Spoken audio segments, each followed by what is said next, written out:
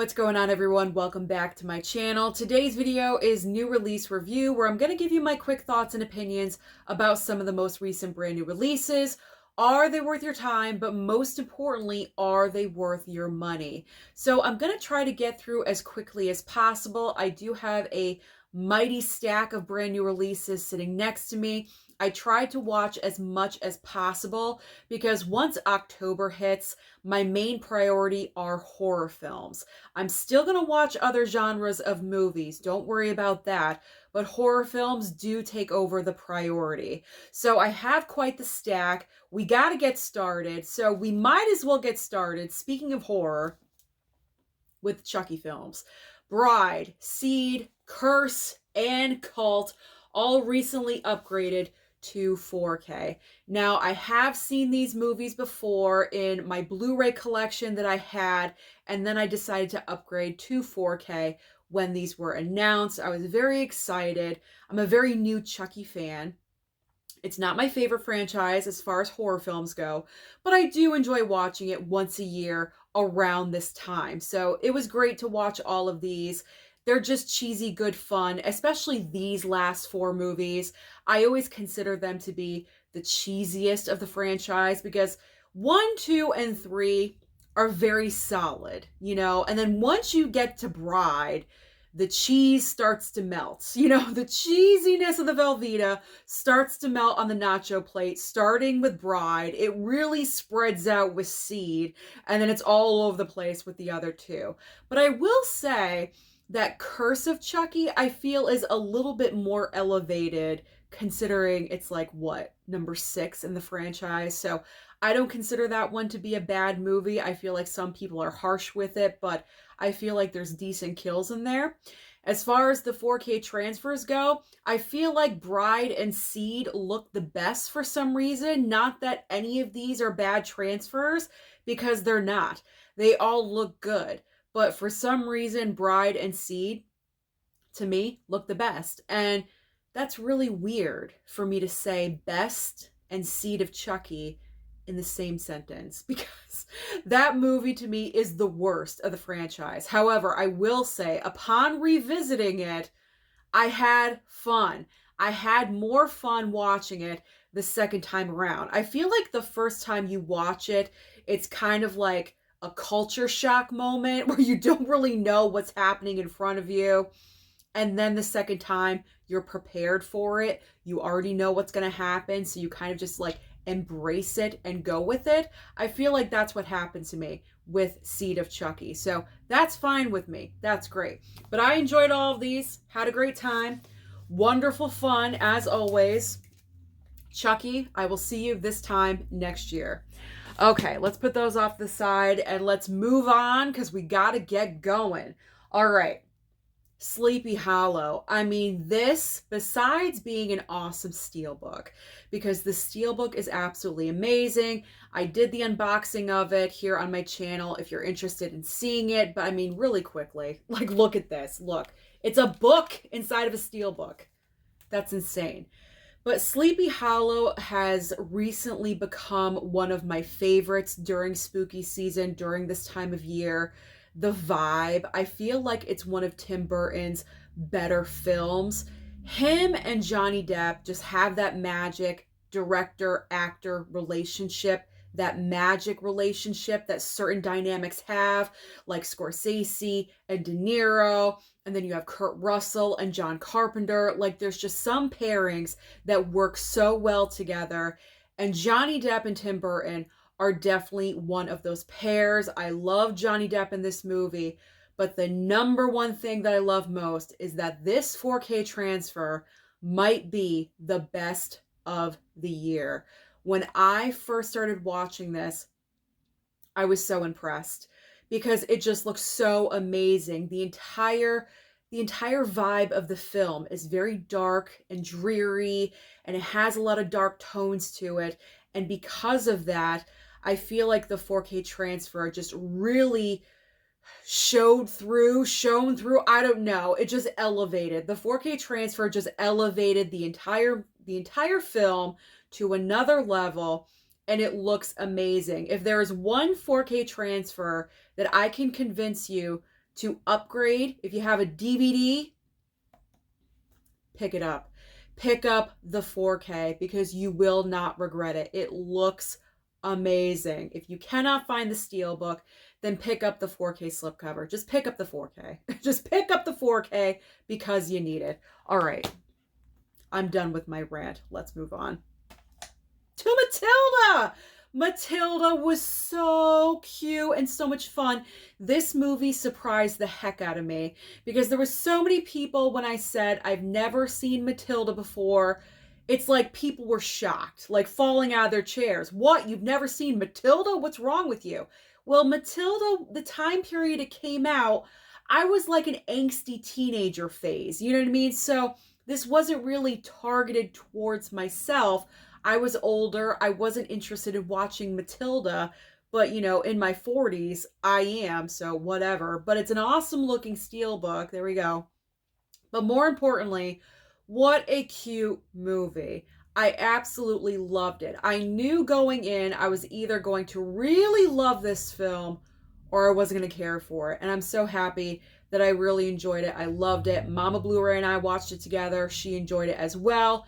Nice looking transfer. It didn't blow my mind. It's not like, wow, but it's decent. It is decent. It is good. So I'd say this is definitely worth picking up, especially if you have personal nostalgia for this film. You need to get it because it is worth it. All right, moving on to some Blu-rays. We've got Past Lives. Now, some of you may be surprised that I picked up Past Lives because unbeknownst to me, this is a foreign film because it's got subtitles. I had no idea. The reason I have no problem. I have no problem with a foreign film, okay? It was a happy accident. So the reason why I picked this up is because I heard a lot of positive reviews about it. Plus, there's kind of some award season like vibes and discussion. So I wanted to pick it up. I was interested. It was only, I think, $15.99. Very reasonable.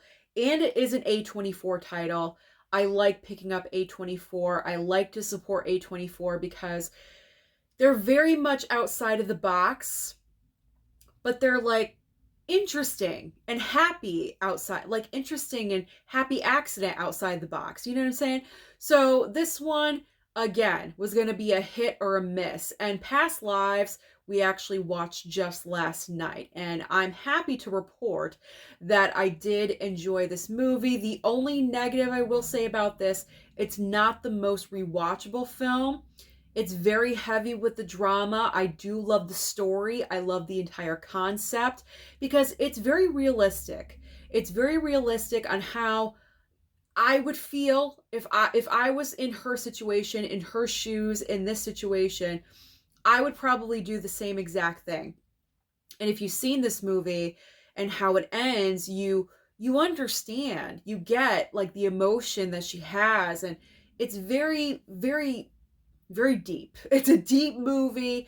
So it's not the happiest tale to be told. So if you're in a joyful mood, don't grab this because you're going to go into an immediate depression. But this is a great story. It is a great story that was told, and it's going to be interesting to see if this does pop up during awards season. I mean, I think she definitely, I'm not sure of her name, but I believe this actress right here is definitely deserving of some kind of recognition because to me, she was the standout of the entire film. All right. God, my face is getting red. What's going on there? What's going on? All right. Cobweb. So I was on the search for Cobweb. It wasn't at Best Buy. It wasn't at Walmart. On Blu-ray. Of course, I prefer Blu-ray with a slip. A lot of you informed me it was at Target. Apparently, before Target is getting rid of all their physical media, I was able to pick up Cobweb. So this is probably the last Target purchase. Can you believe it? It's kind of sad. But anyway, recently watched Cobweb a couple of nights ago because, again, I heard that this was like the hidden gem of horror films of this year. And I was kind of curious about it. I was very curious about it. I wanted to see what all the hype was about. I mean, look at the picture right there. That's a little haunting. So what is my reaction about this movie? I enjoyed it.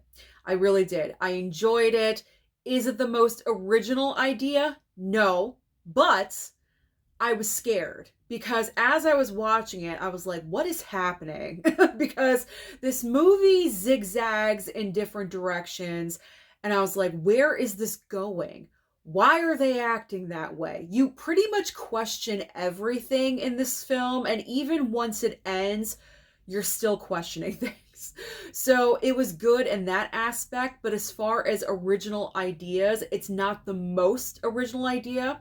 I still feel that Talk to Me has the better original idea for a horror film this year, but this ain't bad. This is not bad, especially considering that when I picked this up, it was what, $16.99? It's worth it.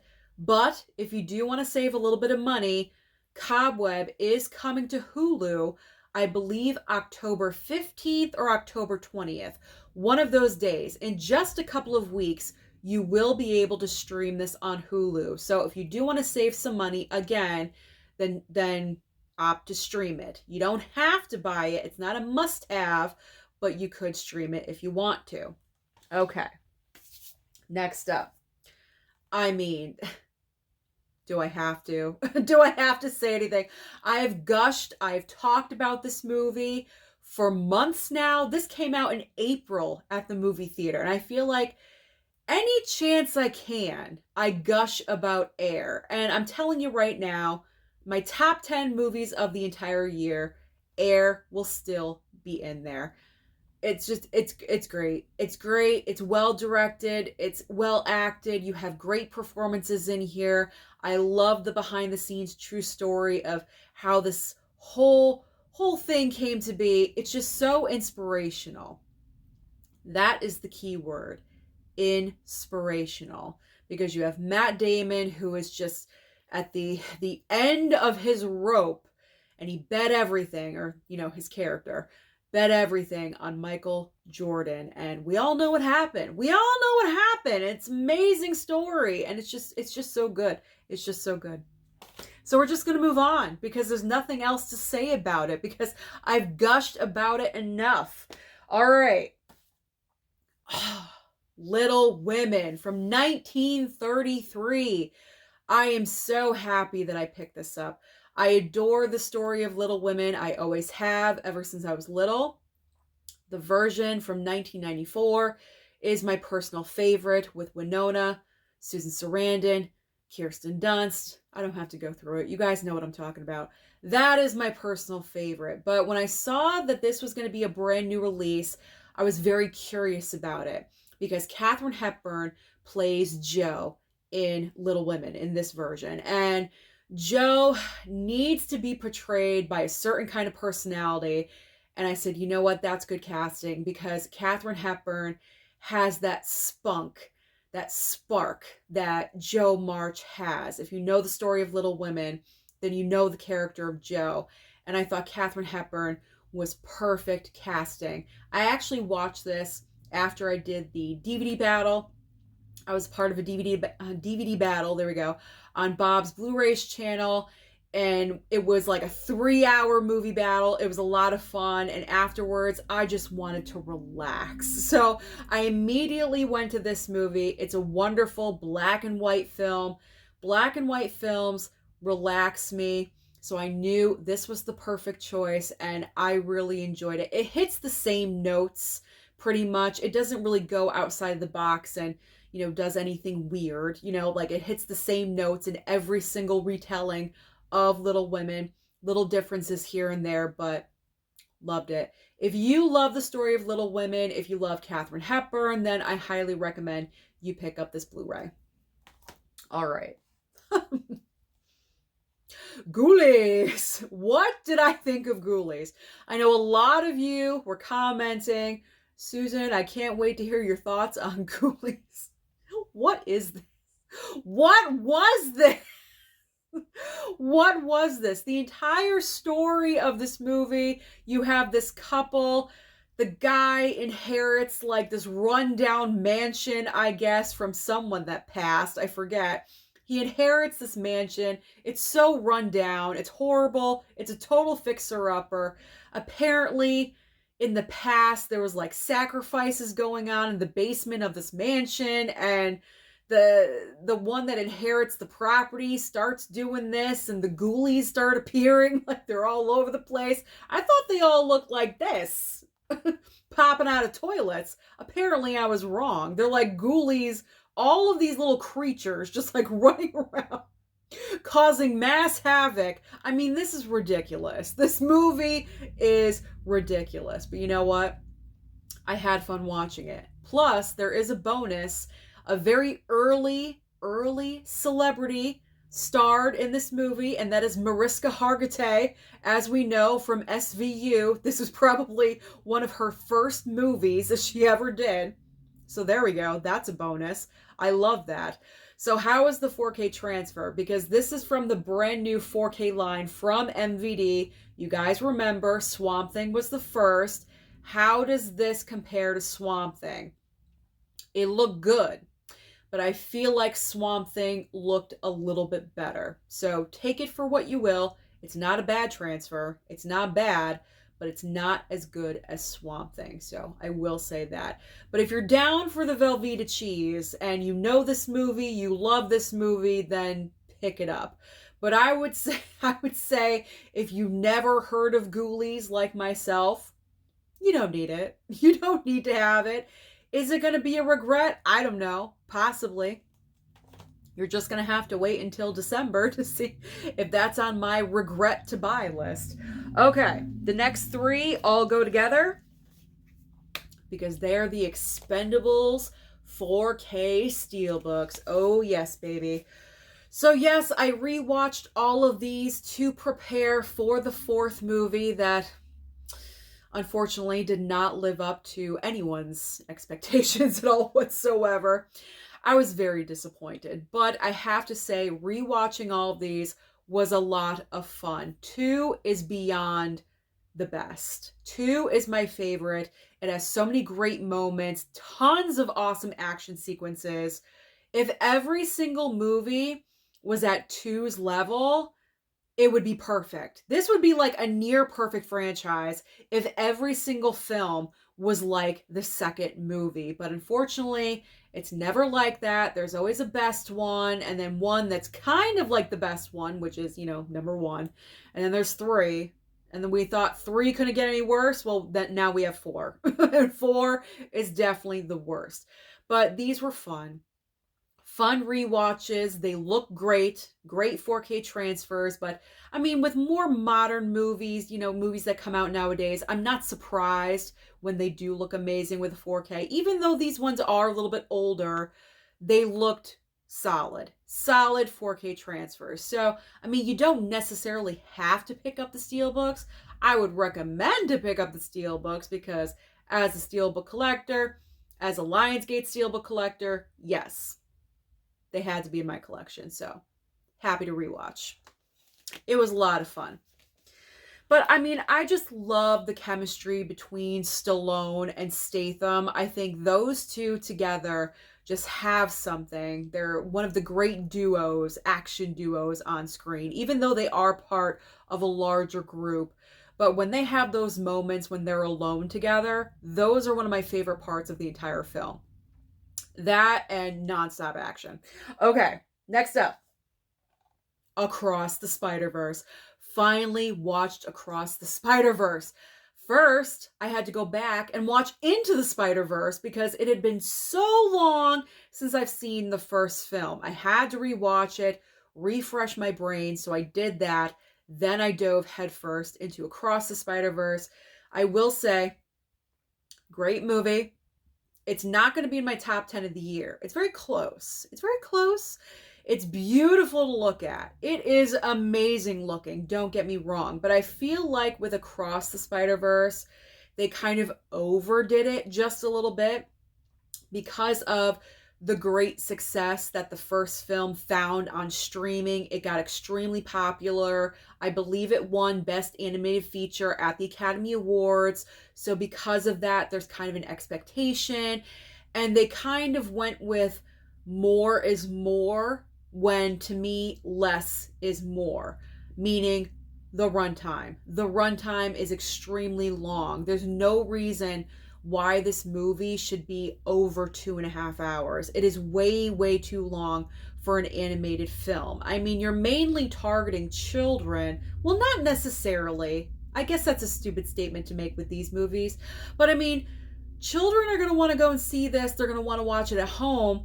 Over 2.5 hours to keep their attention, probably not happening. They're going to move on to something else. You know what I'm saying? So that kind of didn't work. And then also, there was just so much happening in this movie. I felt like I kind of had whiplash by the end of it because I'm like, what is like, where did I go? Like, what's happening? There's so much happening in this film. It's a little crazy, but it's not bad. It's not a bad movie. It's just the more is more thing doesn't work for me. Less is more works for me. So I think we're going to have plenty of time until the third movie comes out. And I will say the cutoff with this kind of irritated me. If you guys have seen this, then you know it kind of just, stops at the very end and that's it. And now we got to wait 3-4 years until the next movie. I don't know, but we'll figure out. But I enjoyed watching it. It's a good, solid watch. It definitely, Steelbook, there we go. It definitely looks amazing. It looks fantastic. But again, I expect that because with modern day technology, I'm expecting it to look fantastic on 4K. If I didn't, that would be pretty bad on their part. All right, next up. It feels like my face is getting redder by the minute. We're just going to go with it. All right. I know some people have commented, like, don't bring it up, but I can't help it because I'm literally looking at my face turning into a tomato on camera, and I don't know why. I can't give you the reason. It's not hot in my room. Okay. Joyride on Blu-ray. This was a lot of fun. It was a great surprise at the theater because I went to go and see it, and I literally laughed my butt off. Let me tell you something. Seth Rogen, because I believe he produced this, him and his producing partner, Evan Goldberg, I think. Yes, they are having an amazing run of films this year. They had Joyride, they did Teenage Mutant Ninja Turtles, Mutant Mayhem, and also another film that I recently watched where I did not know they were producing. So I'm impressed with Seth Rogen being a producer on that end and putting out content like this. This was fun. Had a great time, great revisit. Mom and Dad were laughing hysterically. We all had a great time with it, and I'm good. I don't need to revisit it again for a while, but it's there. It's there if I want to laugh. And we need more comedies like this, especially focused on females. So that's why I'm happy that Joyride and No Hard Feelings, they kind of came out within a couple of weeks of each other. And I feel like because of that, Joyride suffered a little bit at the box office because No Hard Feelings just came out. And it's like, oh, we're putting out another female-centric, kind of like raunchy comedy. But I enjoy it. I love it. Equal opportunity, man. Females need comedies too. We do. So, loved it. Loved it. Okay. Here we go. The Exorcist. No, I enjoyed rewatching this one. I've only seen this movie one time prior. Can you believe it? I know some people consider it their favorite horror film of all time. Some people have seen this hundreds of times. Me, once. One time, and I was in and out of sleep, if you can believe it. So I was thrilled to get this in from Warner Brothers because I wanted to check this out again. I made sure I got a full night of sleep the night before. I was ready to watch this, and I enjoyed watching this again. I will say with the 4K transfer, for the most part, I would say like 85% of the time, it's solid 4K transfer, but there's some moments in there where it's kind of questionable. Just a little bit where it's like, yeah, you don't belong. This scene, you didn't really work on this scene enough. You know what I'm talking about? So other than that, though, there's nothing wrong with this. Absolutely, I recommend. This is a classic horror film. I mean, if you collect physical media, which I assume you do, that's why you're here, and you don't have this, you need to have it. You need to pick it up. It's one of the must-haves of the year. You got to pick up The Exorcist. I don't know if you want the slipcover. There is the steelbook option, but it's kind of sold out everywhere. There's not many options out there for you. So just go with the slip. It kind of grows on you after a while. I will say that. All right, the final film I'm going to talk about is The Last House on the Left 4K upgrade from Arrow. I gotta say, Arrow has been doing extremely well with their 4K transfers. Out of every single Arrow that I've bought this year so far, only one let's say that again. Only one did, I almost did it again. There's only one movie that I wasn't that impressed with the 4K transfer, and that was Weird Science. For some reason, Weird Science, some people were saying it looked fantastic, but on my 4K TV, I wasn't overly thrilled. It looked like the basic Blu-ray. In fact, other people said the Blu-ray looked better than the 4K. I don't know about that, but it didn't overly thrill me. But other Arrow 4Ks that I've picked up, Hugo, The Last Starfighter this past year, Mallrats 4K, have all been solid. And this is solid as well.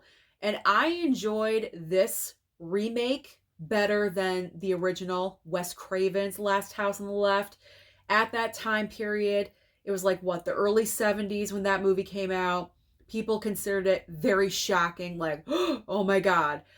But nowadays, that's like child's play compared to what we have nowadays. You know what I'm saying? So that one is not the most exciting. Of course, it's horrible circumstances. Horrible, awful circumstances as the plot of the film. But as far as the pacing of the movie, it's very slow. Not this one. This one is just go, go, go. And I loved our lead girl and just everything about this movie I enjoyed, because this was also a first time watch for me. And this is one of those cases where the remake is better than the original. I know it's rare because usually I say original always trumps a remake or a reboot or a requel, whatever you want to call it, but not in this case. I truly feel like the remake of The Last House on the Left is better than the original. So really loved watching this one. I do highly recommend. So that's everything. Those are all of the brand new release titles that I've been watching over the past couple of weeks. So comment down below and let me know what you've been watching lately. Don't forget to like and subscribe before you leave, and I'll see you next time.